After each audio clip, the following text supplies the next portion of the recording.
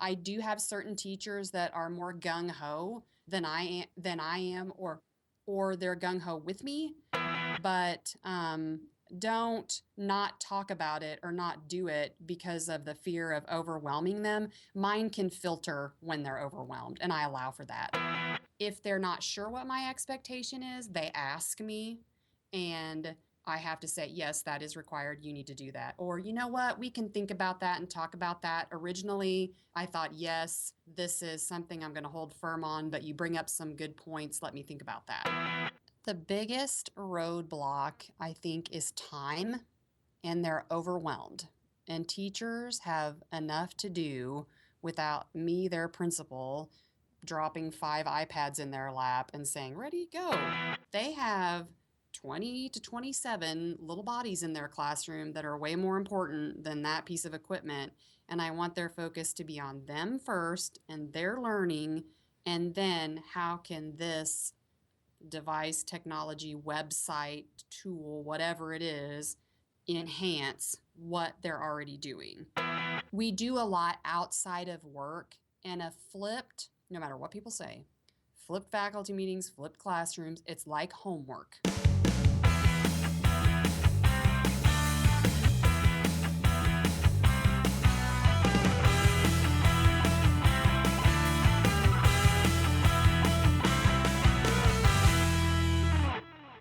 Welcome to Transformative Principal, where we interview real principals who are doing amazing things to help our students every single day. I'm your host, Jethro Jones. You can find me on Twitter at Jethro Jones.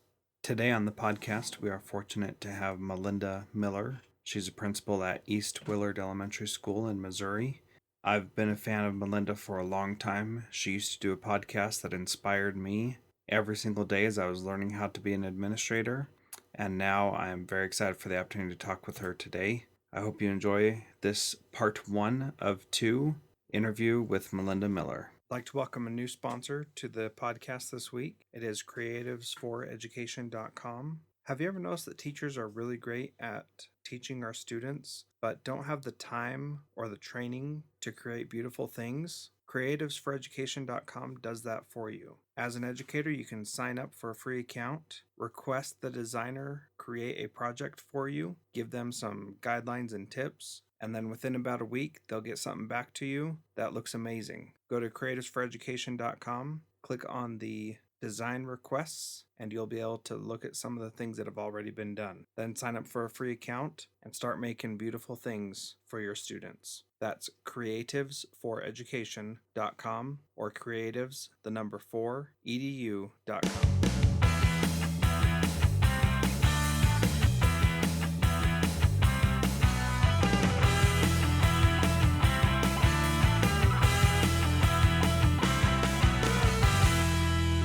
Basically, what I'm doing is I'm currently an assistant principal, and I want to be the best principal that I can be when I have that opportunity, which is hopefully soon, right? Yes, and you will be fine. Yep. And so I do this so that I can interview awesome people and see how they're doing things and how I can do things better myself. So anyway, that's where we're at. So why don't you start and tell us a little bit about your school and where you're at and what you're doing there? Okay, well, I am currently a principal in Willard, Missouri, and it's right outside of Springfield, Missouri. I have been in the Willard School District for 20 years. This is my 20th year.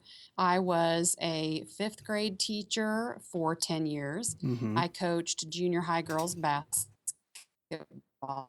I coached high school track. I was in charge of the before and after school program, and I've been a principal for 10 years at the same building in Willard. I've been at Willard East. We are a K4 building. We were a K5 building. And I'm also, other duties as assigned are the preschool. I am in charge of one of the preschools, in charge of parents as teachers, and I recently inherited the elephant. I think we locked up. Are you there? Yeah, we did lock up. Note the time. So you said you're in charge of the preschool parents as teachers, and then we locked up. That was about it. I do the elementary I do the elementary gifted program, but that is it's housed in my buildings, so I just became in charge of that. Gotcha. I understand. So this is also your first school that you've been a principal of, is that right? Yes, I have been at Willard East for 10 years, so I have been fortunate enough to stay in the same district and now in the same building as a principal. Wow, that's amazing. I don't think our principals usually last that long. The longest principal that I'm aware of right now is in our district is in her 8th year. So 10 years is a long time. Principals tend to move around, especially if they would like to pursue positions in the central office administration. I don't currently have that desire. Never say never, but I can't see having that desire Hmm. anytime. So that's sometimes why they don't stay in the principal position very long. Yeah, it's a good point. So the one of the real reasons I wanted to interview you is because I was a devout fan of the Practical Principles podcast that you did with Scott Elias, and that podcast was exactly what I needed as I was learning to become an assistant principal. And it was so wonderful because it was very practical and it was exactly what how to do a lot of things that they don't teach you in your graduate degree or in your undergrad degree or anything like that. And I just loved it because it always you guys were so honest about what you were going through. You talked about the hard things that you did, and it really helped me get a good perspective of what I had to look forward to as an administrator. And it was spot on. And when I became an administrator, I remembered some of the things that you guys had talked about and some of the hard decisions and hard conversations you had to have, and so this is pretty exciting for me to finally be able to talk to you because I really admire what you and Scott did together with that podcast, and I followed your blog for a long time and followed you on Twitter for a long time, and you've got so many great resources. I don't know if we'll be able to cover everything in our interview today. But what I would like to talk about first is talk about how you Well, have. you are too kind, I will say that. Oh, thank you. Talk about how you have gotten your teachers on board with technology. That's one of the things that you have talked about for a long time. And just, I think it was a post today or yesterday about a fourth grade teacher and Chromebooks. And she was very honest about the struggles that she went through. So, why don't you talk about how you go through getting your teachers on board with technology first?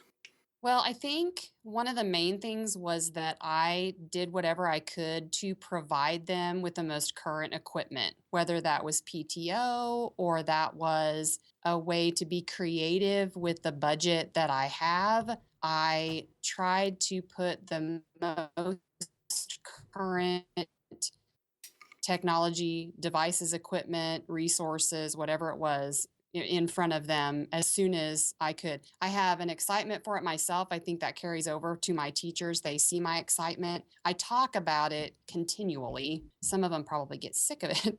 Not all of them are as thrilled about technology as me, but I think my enthusiasm, my willingness to help them, my willingness to provide the resources for them. I am guilty of sometimes forgetting professional development because I'm a trial by fire person and I just put it out there and I just learn as I go. So I need to be very cognizant of making sure I provide professional development for them. But I don't hesitate. It's just everyday conversation with me. Hey, on Twitter, I saw this, or I sent you guys a Twitter link, or hey, I created a board on Pinterest, or I have my iPad with me, I have my iPhone with me, just modeling it. I have it with me all the time. Hmm. So, do you ever feel like your teachers are overwhelmed with all the stuff you're bringing to them, or do you feel like you go to the right people at the right time? How do you manage that? Well, yes, some of them do get overwhelmed with what I say and what I do. And it's not a matter of that they complain about it or they get mad about it. I think it's more like, oh, Lord, she's on another one of those tangents again. And they don't have time at that moment. They hear it, they listen to it, but it's just not something for them right then. They may come back to it, they may not come back to it. Something I say usually resonates with a teacher at a certain time. So don't hold back, I guess, when it comes to technology, and make sure that you're just share it out. If it's a passion of yours, just share it out.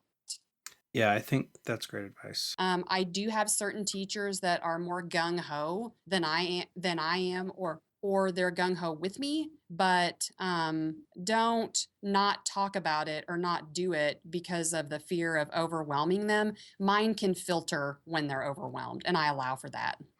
So let's talk about that a little bit. That allowing for people to filter when they're overwhelmed. Is that only when it's applied to technology, or is that with everything you do? How do you make it clear when they're allowed to filter it out and when they're not?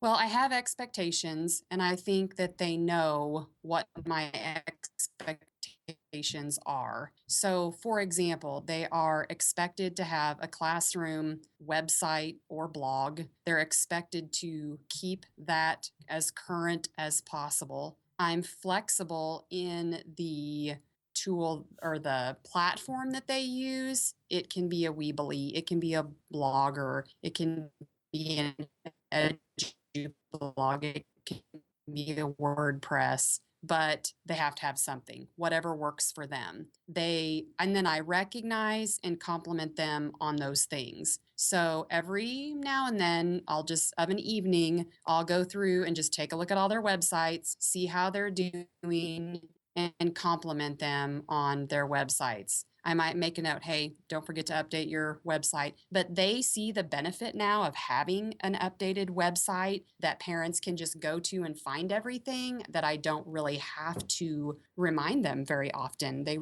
That's not a battle that I fight anymore. It's just an expectation. So if they're not sure what my expectation is, they ask me, and I have to say, yes, that is required. You need to do that. Or, you know what? We can think about that and talk about that. Originally, I thought, yes, this is something I'm going to hold firm on, but you bring up some good points. Let me think about that. Mm-hmm. Yeah, that makes a lot of sense. And so I imagine you have the district support when you say you have to have a blog or a website, that's something that your district is behind as well, right? Yes, it's pretty common across the district for our teachers to keep updated websites. Right now, we're looking into how consistent do they need to be doing this, so that whenever, because we have so many, everybody has one and everybody's been allowed their autonomy. However, every year a parent has to figure out a new teacher's website, or if you have multiple kids in the district, every teacher has a different website. So I don't know yet really how much teacher individualism we want to take away. And a website is a website is a website. So you pretty much figure them out pretty quickly. So that's Right. in discussion. Gotcha. So what is your opinion on that?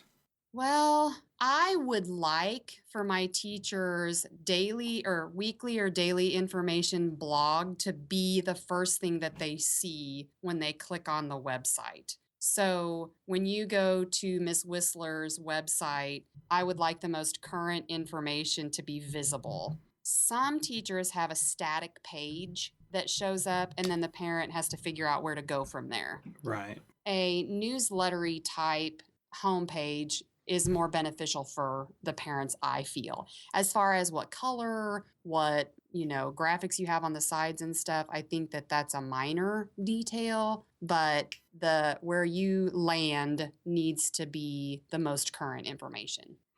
And then are you pushing teachers towards using free only sites, or do some teachers request funds to use like a paid service like Squarespace or something like that? Well, that's funny that you should ask. I bought some subscriptions to some edublogs and some different things and offered to pay. And that option is on the table for those that get to that point if they would like to do something like that. Most of mine have settled on Weebly. They Mm-hmm. really like that. That is something that's user friendly to them. other principals and their teachers have settled on Weebly, and that is perfectly fine with me. I switched from EduBlogs to Blogger because our district is a Google Apps district. And I don't know, I had this grandiose idea about something that hasn't really worked out for me. I liked EduBlogs. I may go back to that next year, depending on how my rollout is going with this new blog that I have. I want to clarify, the blog that I'm talking about is a staff blog that I don't necessarily share out on Twitter and online publicly. Mm-hmm. It's there publicly. I'm not going to tell you what the name of it is, but if you came across it, that's okay.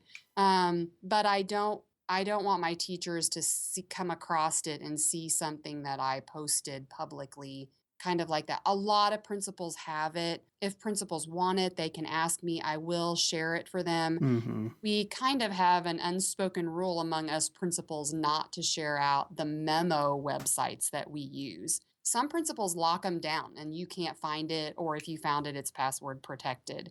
I feel like, and Scott and I talked about this a lot, is just helping each other. How can Right. you help each other? So I want mine to be public so that I can help another principal if they need that.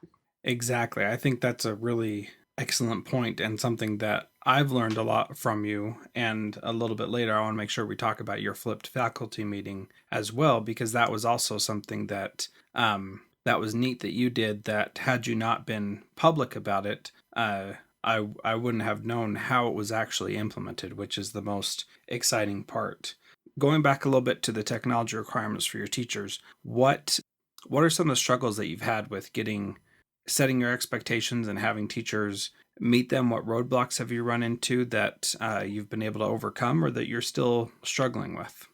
The biggest roadblock, I think, is time, and they're overwhelmed. And teachers have enough to do without me, their principal, dropping 5 iPads in their lap and saying, Right. ready, go. As exciting as that is, and as happy as a lot of teachers would be to have those, it's more than just giving them a 1-to-1 Chromebook classroom or giving them 5 to 10 iPads. It takes time to implement that, and I forget that sometimes because I get so excited and I lose sleep because of all these things I could do. Mm-hmm. But they have 20 to 27 little bodies in their classroom that are way more important than that piece of equipment, and I want their focus to be on them first and their learning, and then how can this device, technology, website, tool, whatever it is, enhance what they're already doing. So, time and being overwhelmed have been my biggest roadblocks. I feel like my teachers are very open, very willing, very passionate, but time is the big roadblock for me. Right. So you, with the Common Core this year, and I think you guys do a new evaluation system as well. Is that right in Missouri? Yes, we're not, the new evaluation system has not affected the teachers yet, Gotcha. as far as the providing evidence and all that. That has not affected our teachers in this district this year. The things that have affected our district at the elementary level this year is the implementation of the Common Core full blown K through Mm-hmm. 4, redoing the curriculum as we go this year, and standards based grading and the report card. We thought we would just implement all of that all in 1 year. Right. So we all are in agreement that we would not recommend that now.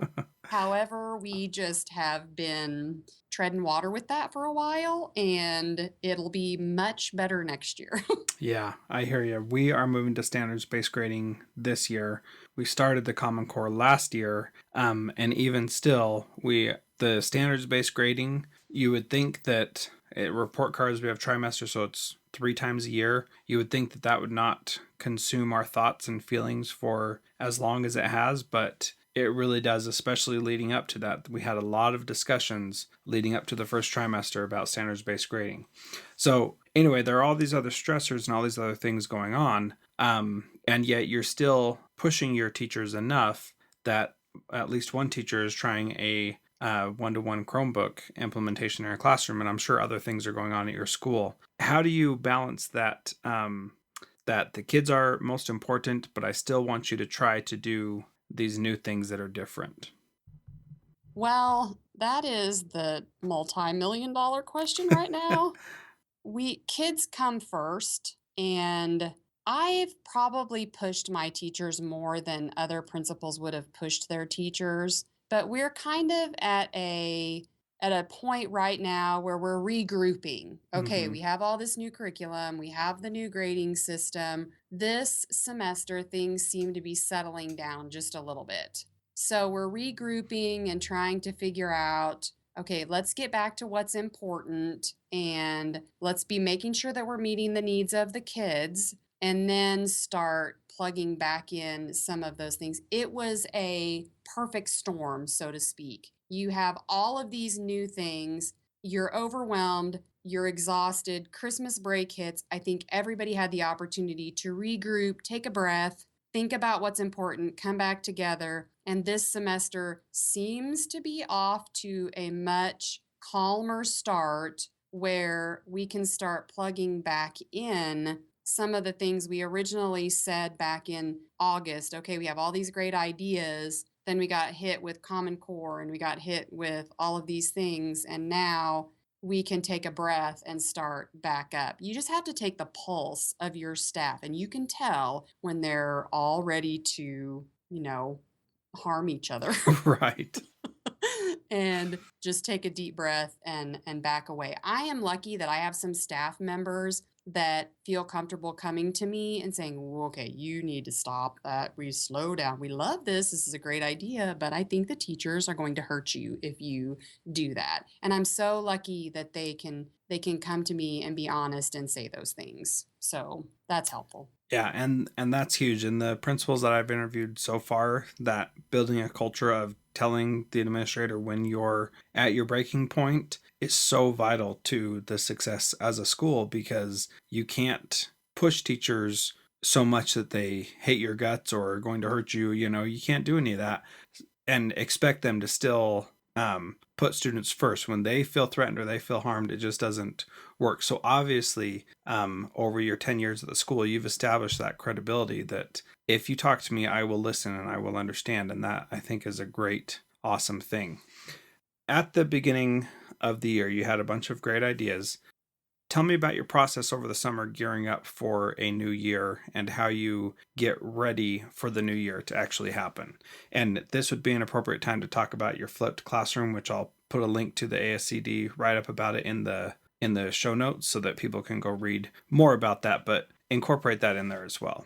Okay, so I knew a lot of things were coming back in the semester last year, in the spring semester. So there was some preliminary work in the spring semester. So, for example, I knew that my fourth grade was going to be one-to-one Chromebook. So I made sure all of my teachers at those grade levels in those classrooms had a Chromebook in their hands. I didn't have all the training figured out yet and what we were going to do, but they needed to have that Chromebook in their hand. It's like kids. You give them a manipulative and you just let them play with it for a while. So I gave them the Chromebook. I'm like, all right, go. Whatever you need to do with that. I'm going to plan something for us. But if you want to, some of them are going to run with it. Others are going to wait till I have the professional development. So I think I had 2 half-day trainings during the school year, and then we have common planning time. So during that common planning time, I scheduled some trainings then. So the last semester of last year in the spring, we had some professional development with the Chromebook. Over the summer, I had at least 2 full days, if not more, trainings on the Chromebooks. So we were ready when it came to the Chromebooks. And like I said, I just posted a guest post from a teacher on my blog about her opinion of that. Well, when the new year started, we were ready for the Chromebooks, but what we hadn't anticipated was the new curriculum, the new software for standards-based grading, all of the new assessments that we had created, the new report card. There were so many things that it was like, wow, now what are we going to do? And I think all of us just were doing what we could to survive at the time. Maybe they were using their Chromebooks, maybe they weren't using their Chromebooks. It was just whatever, it just survived. We were literally going week by week as far as new stuff. I do not recommend that. None of us recommend that. So I did have the preliminary training in place. I had a teacher that actually piloted a one-to-one elementary summer school class. So there was a summer school class that lasted 4 weeks, one-to-one Chromebook, elementary kids. And then that teacher came to our summer training and said, after doing this for 4 weeks with elementary age kids, this is what happens. So then we all got to hear what works and what doesn't work. So that was a huge help for that. So if you could do anything in the summer, if you have a summer school program or anything that you can just pilot it that is not detrimental to anything, just do it. And then you can. So that was how we led up into the year. On time, I started flipping faculty meetings back in, let's see, I did the fall this year and the fall last year. And it was another principal and I at another building. And our goal was all those mundane things that you have to cover, that you waste quality time with, somehow put it in an online format, send it to your teachers. They can read it, watch it, listen to it. And then when you come together as a faculty, you can work on more quality things. So they loved it. They thought that was fantastic. Now, it was short, to the point. They were not long.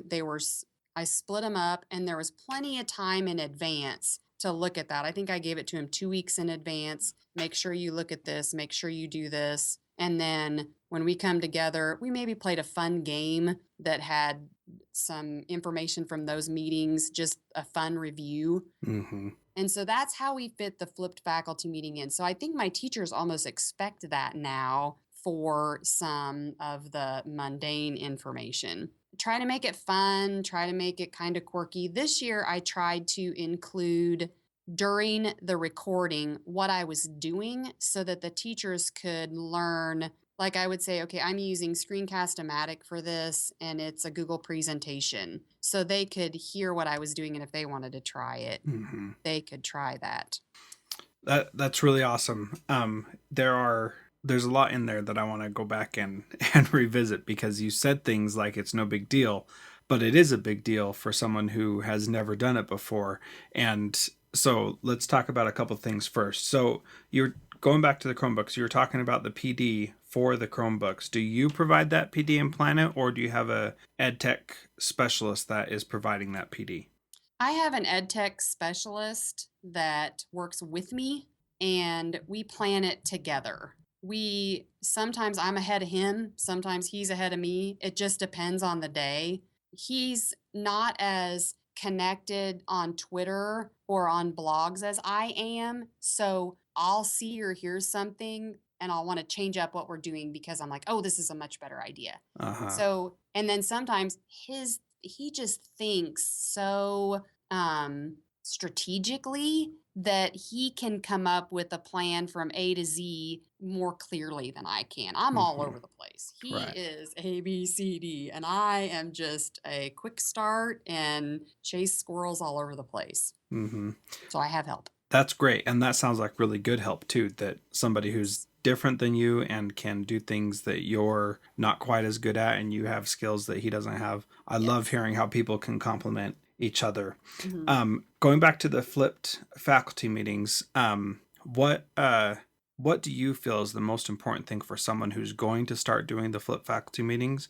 What do you think the most important thing for them to be aware of as they create that? Short. That was one of my big things, is because some people have just read off of a script into the camera, and it's a 15-minute script reading, storytelling, whatever it is, short. Just if you can, 5-minute spurts. My teachers have to be able to either look on their iPhone, look on their iPad, sit down at their computer for 5 minutes, quick, and then get the information. We all have kids, we all have families. I don't want them. We do a lot outside of work, and no matter what people say, flipped faculty meetings, flipped classrooms, it's like homework. Right. So it needs to be a really quick little blurb. I guess Mhm. that's just my main thing is right now, what I've seen, my advice would be short. Right. I think that's great. That's one of my concerns that I've had with doing flipped faculty meetings and flipped learning in general is that you're requiring people to do things outside. And when you're requiring your employees to do things outside, it's a little bit different than making your students do homework. And we have to be cognizant of that and aware of how that is going to be received. And if I make my teachers watch some 10-15 minute clip of me spouting off about something every night for homework, they're going to get sick of that really fast. But if it's fun, like you said, and short, then it's not going to be as frustrating to them or as bothersome or tedious even. And some of them can do it in the morning when they get to school. It's not something that has to be done at home. It could be 5 minutes of their planning time. It could be 5 minutes before they go home. It doesn't have to be at home. It doesn't have to be outside of school. If it's 15 to 20 minutes, they're probably going to put it off and think, oh, I'll just do that at home. And that's not my purpose. Mm-hmm. Yeah. So your purpose is to go over the things that they aren't going that you don't want them to sit through and get in a faculty meeting, but that you still want them to have the information, right? Mhm. And your reason for not wanting to do it in a faculty meeting is what? Because we hate it. They hate it. It drives them insane. The teachers that have been here for like 10 years, seriously, if I go over oh gosh, I can't even think of it, the hallway procedure one more time, I think that they just roll their eyes and just about have a stroke. So they don't want to hear that over and over again. And honestly, if they fast forward through it, then they can fast forward through it. I'm fine with that too, because Mhm. it's that stuff that they've heard all the time. Now, something that I did do recently, we had 600 snow days just here the last few. Seriously. So we were supposed to have a leadership team meeting, and I did a 5 minute leadership team meeting. Hey guys, these are the things that I wanted to talk about at this meeting. So here are my thoughts. Next time we meet, be ready to talk about these things right here. And it was 5 minutes and they loved it. That's good. They'll remember it. If we ever meet again, it puts that thought. So it gave them ownership of she's allowing us to have a place in this conversation. We couldn't meet, but she wanted us to know. So they feel like I'm not keeping anything from them because some decisions may have to be made before we can meet. But I shared my thinking and it was my voice and not writing. That's another thing. You cannot tell somebody's tone in writing. I've been here for 10 years. I think they can figure out my sarcastic tone. But if you are a new principal or your staff doesn't know you, they read between the lines, and it's much better sometimes to hear your voice. Yeah, absolutely. We call those storylines at my school. And when people have a storyline, it could be anything that they can possibly think of. And it's usually the worst thing that it can be. And it's not beneficial to anyone. So when we have a concern like that, the teacher can come to us and say, this is my storyline. And then we know to back off and let them explain what's going on. And then they tell us what they think they're understanding. And then we explain what we really meant. And you're bypassing that by sending a video message to your faculty saying, this is what I'm thinking, and they can hear how you're saying it. So it's still possible, but less likely that they will create a storyline from that. Well, I love your idea. That's great too. Oh, it's been amazing. We've had so many great conversations since we started doing that, and I've had teachers come to me and tell me the craziest things that are just insane, and I'm like, there is no way I would ever in my life think that, but if that's what you're thinking, I need to make sure that I clarify that so that you never think that again, because that's just no good. I really like the idea of why it's beneficial to have your voice instead of your writing. I just think that's awesome. What do you do for accountability for those flipped meetings? How do you ensure that they are accountable for the information without taking that much more time in your faculty meeting to ensure that? Well, the first one that I did, there was a form at the end of the meeting. So once you get through all of the information, you have to fill out the Google form. Mm-hmm. So that was my accountability. And my secretary kept a check sheet she had access to it and she could check off, this person has completed it, this person has completed it, this person has completed it. And it was just a matter of, hey, go fill out your Google form. That was the accountability for that one.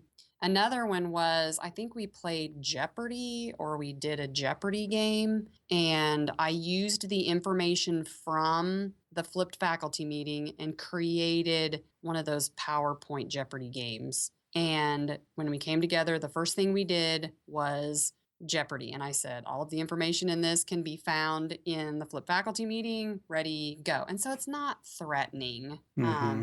They're professional. I'm going to treat them like professional. If I think somebody is not doing it or not being professional, I'm going to address that person. I'm not going to blanketly tell the whole group, hey, you have to remember to do this. There was 2 people that didn't do it. I'm going to tell those 2 people, let's go, get on board here.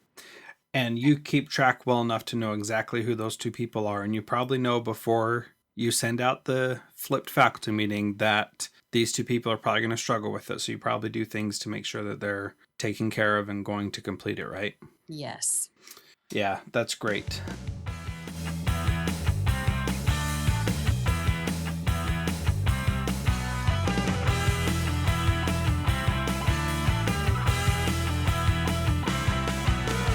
What a great episode. I hope that you enjoyed that interview with her. Looking forward to next week. We're going to finish the conversation with her. She's going to talk about how she looks at teachers who need to be corrected and how she views them. Going to talk about how she shares her own results of her evaluations with her staff, how she uses Twitter and other social media for her own learning and to help her do better.